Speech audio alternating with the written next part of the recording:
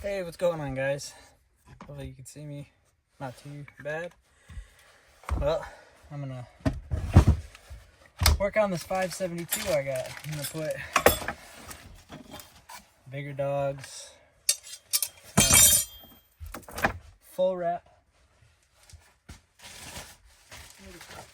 I'm gonna put the full wrap bar kit on, and I think that's all I gotta do, and then I'm gonna go get the bar.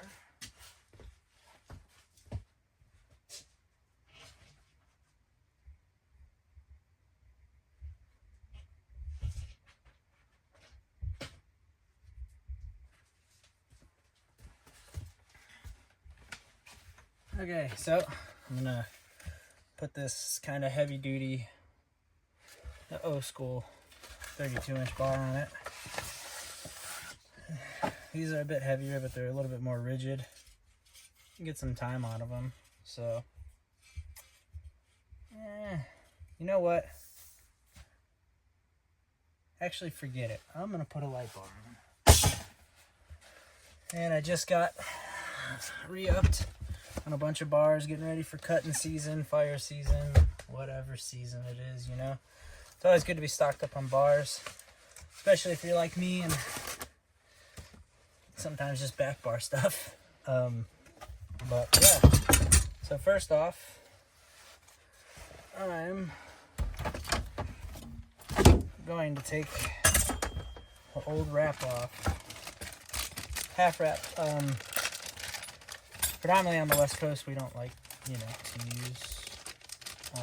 half wraps. I mean, half wraps are cool, especially in the residential world. If it's like, you're gonna have to make the stump cut and get the stump lower, or you're only cutting one direction. But for me, I like to cut from both sides of the tree, whether it be inside the danger zone, outside the danger zone, uphill, downhill. Even when I'm climbing, I like to be on both sides of the tree. You got different ways you can go, as Jared would say, the go side and the pro side.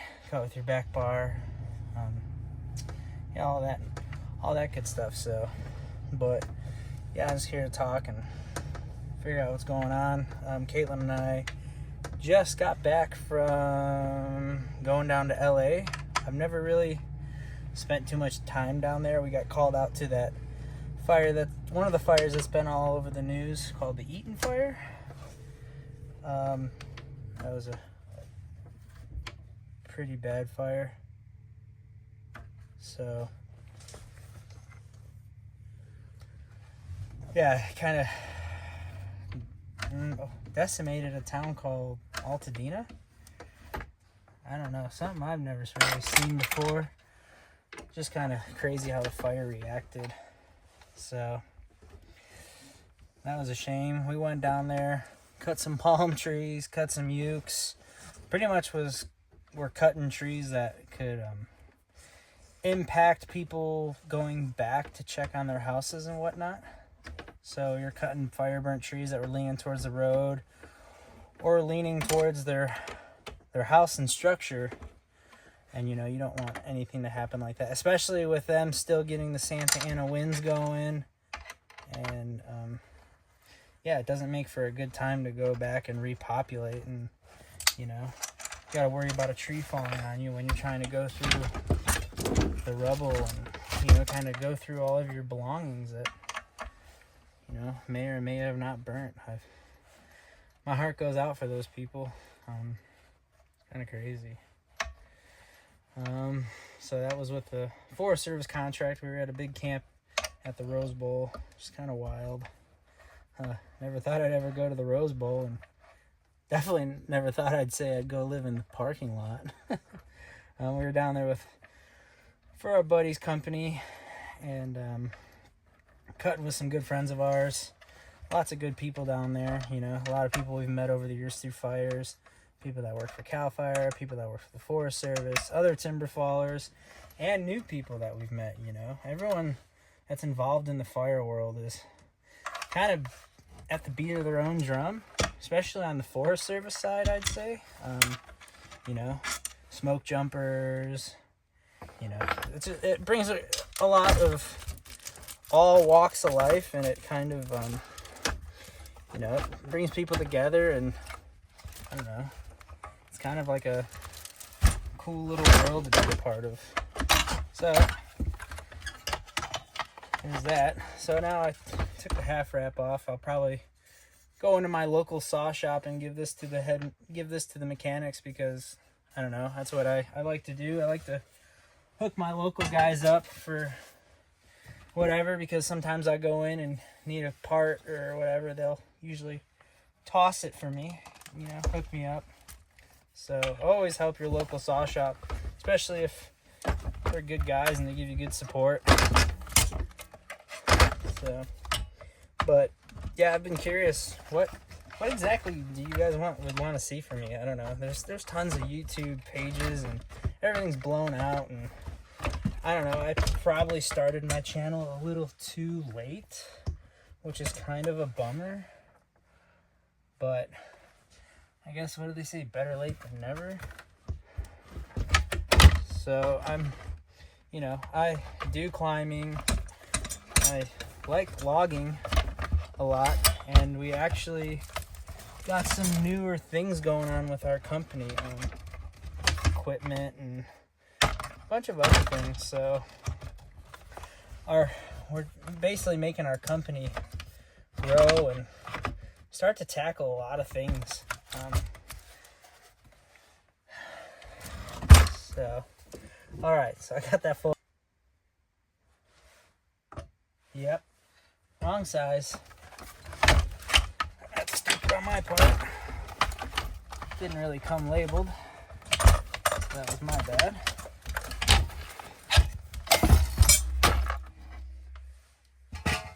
All right, let's try that again. All right, so putting the newer full wrap on the 572.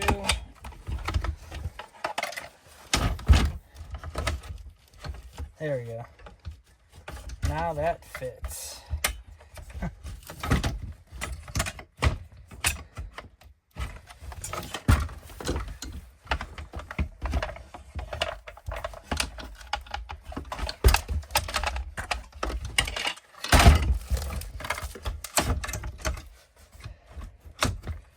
Okay, that sits way better.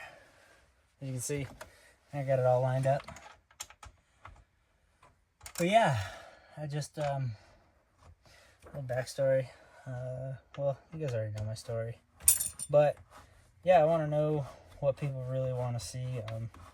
Kind of went through, you know, some of the gear and kit I use. Now I'm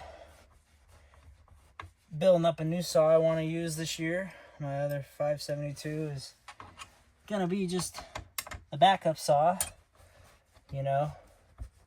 I like running fresh saws every season because I know it's gonna, you know, it's gonna do what I want it to do and work. So we're starting those bolts. And then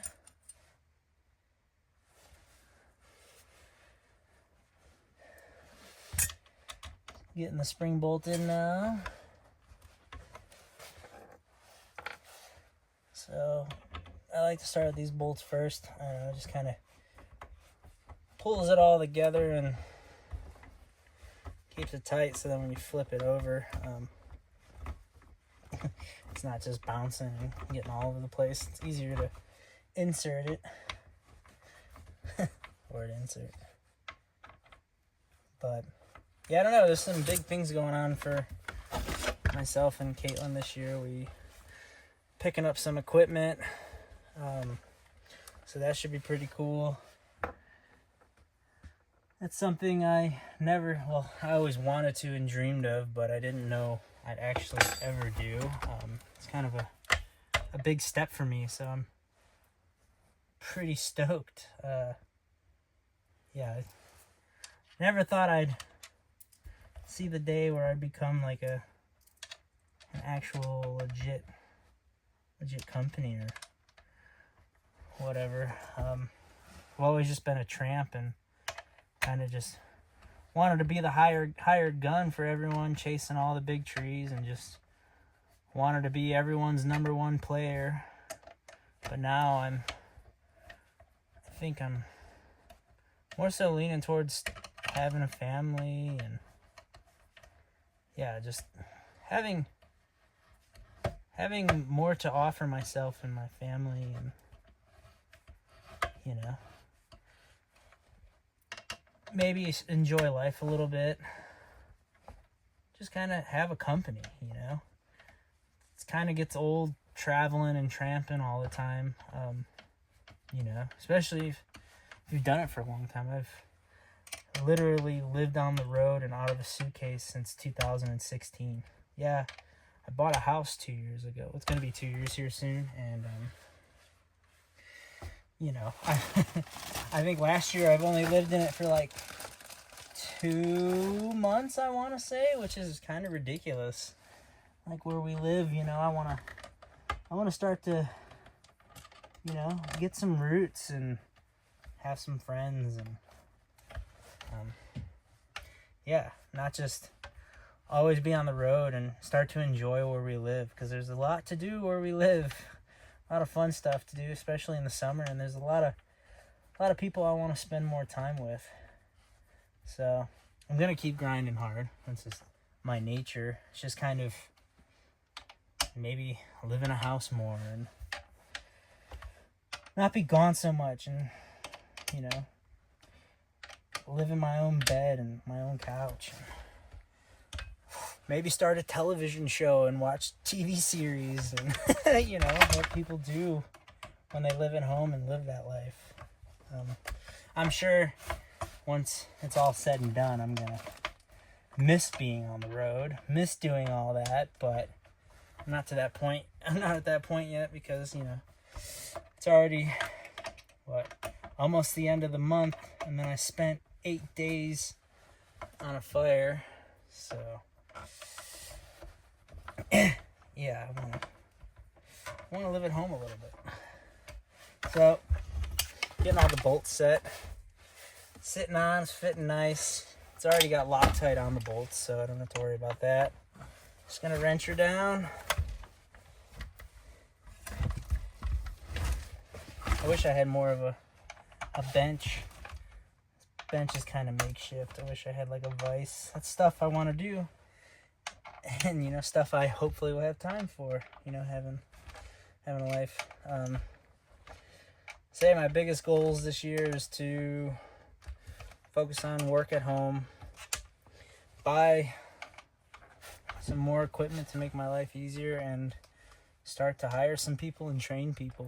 It's definitely something I'm looking forward to, especially to give back and, you know, help build someone, help them get a career, you know, kind of give back to an industry that's kind of given me a lot. So, but that's just how I feel. I don't know. I don't want to be a taker always. All right. So next step, gonna get rid of these little baby dogs. Put the bigger dogs. I think these ones will fit. Oh. Wait a minute. Huh. Maybe not. Let me take a look.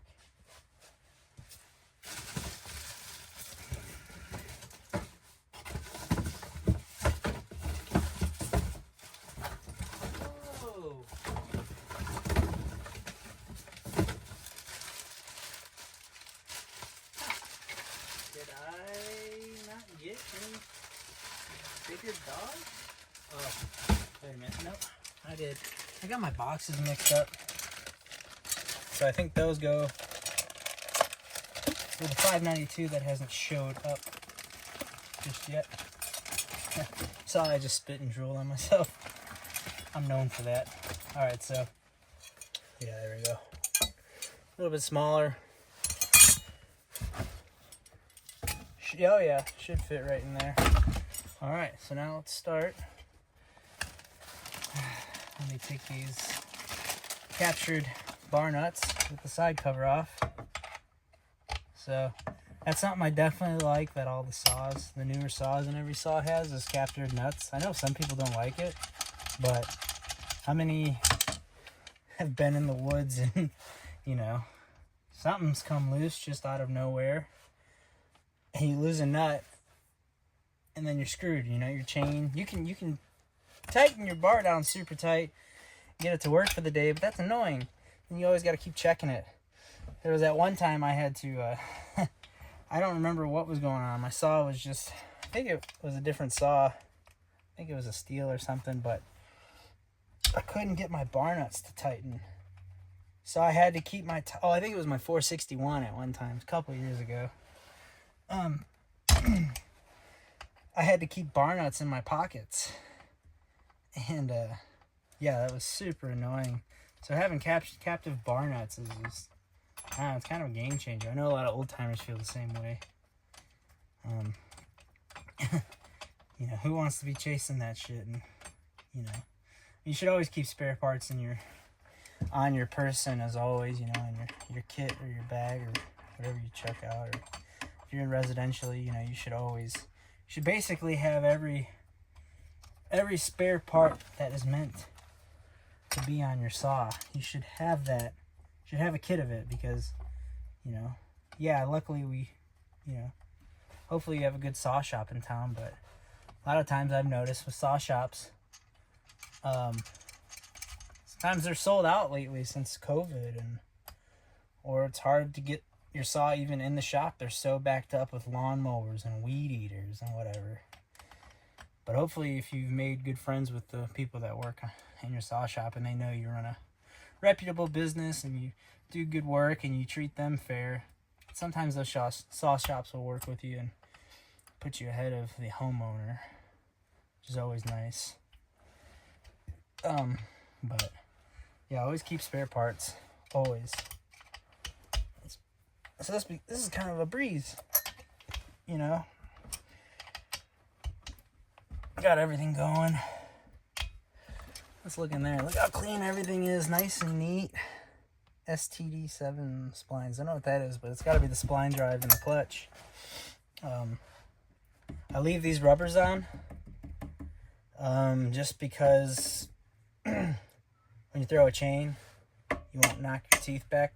Sometimes I even take this off and I put another rubber stop in here, and helps with not wrecking your chain when you throw your chain or whatnot, because, you know, I know it's soft aluminum, but you can still do a good number on your chain. That's not fun ever. So now I'll put the stock chain catch in, which is okay. I'm back. Gotta go run to the truck, find the tool. So I hope this is the right size. I don't want to go back to my truck. Oh, and it is perfect. Let me close this so no one thinks I'm a friggin' crazy man talking to myself, which I am anyways.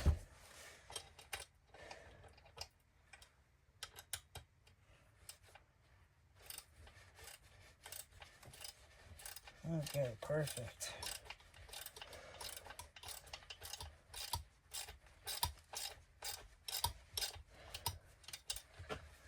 Okay, hopefully you can see me. I don't know, I can't really see the camera. Just tightening this down. Like so. How do you get this? You know, it's funny, I actually found this on the side of a roadside cutting job. Pretty cool. Actually, it's the perfect size for chainsaw, small bolts and stuff. That's pretty neat. Okay, now we'll attach the big dog, but it is meant for captured, so disregard what I said about captured nuts. Can I take these out? Never done that. Can't go on the inside. So I think that's what this is for. Huh. Okay. The more I know. So, put this away for later. Maybe I'll buy some Gordy dogs that take captured nuts. And then we will get this little one in. So that'll be good. Let's see, where's that bolt? Oh, it's this little guy. Cool. Be careful when you're doing these. I've come to learn that if you tighten too much, they will strip. So be extra careful when you're tightening these. Don't over torque it. You know, you got your bar studs and bar bolts should already keep that in check. I'm not gonna go more than just a little bit of hand tight. Sits just like that. Now, let's put the bolts on. Get that together. Don't need this anymore. Nope. That was my keys. I don't know about you guys, but I'm notorious for losing my truck keys. I'm notorious for losing everything. It's not attached to me. It's a good chance I'll lose it. Garbage. Okay. Now, let's get the 32 on.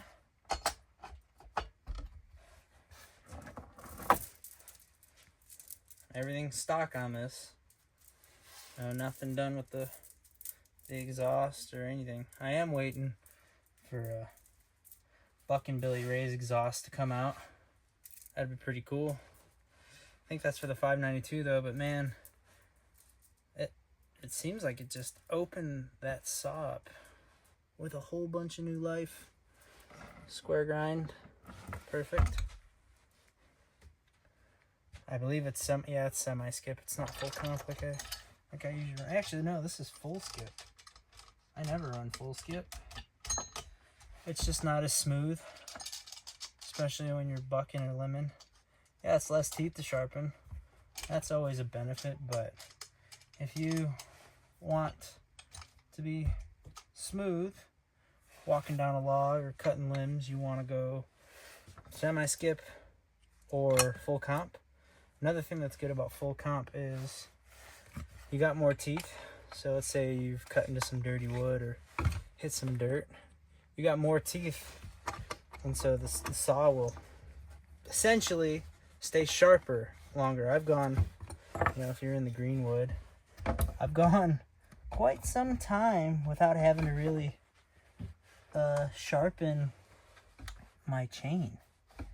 Even in burnt stuff too, you know, depending on, hopefully there's no decomposed granite in what you're cutting if it's in a mountain or something, but you can get by with some stuff, you know, with a chain a little bit longer. I don't have my ratchet wrench on me, so this is awkward. Just using the one that came in the little toolkit. I use a ratchet wrench for everything. Those people are awesome. They're also kind of locals. Last year, over the years, he's kind of supported me and hooked Caitlin and I up with some ratchet wrenches. He even gave me some free tickets to go snowboarding last year, and I got to bring my best friend there, who sadly passed away on me last year. But yeah, I got to take my best friend there, and it was our first time ever going there. And, you know, shout out to them. Ratchet wrenches, like, they're good people, you know. So I would say invest in a ratchet wrench for sure. Look how slow this is. God, I'm hella slow right now. All right, let's get this chain a little bit tighter. Lift the bar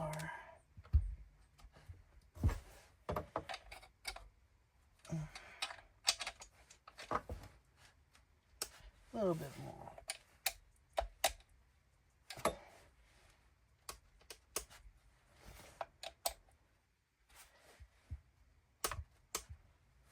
Okay.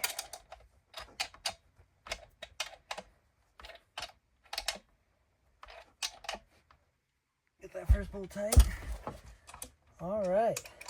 Saws set up. It's ready to go. Make some stumps. Cut some limbs. Cut from air in the air. It's time to do it all. There you have it.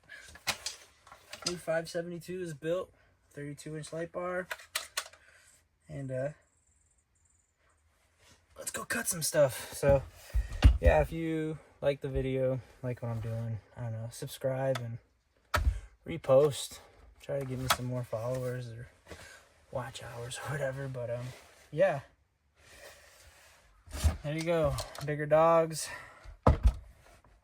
light bar. Brand new 572. Thanks for tuning in. We'll talk to you in a bit.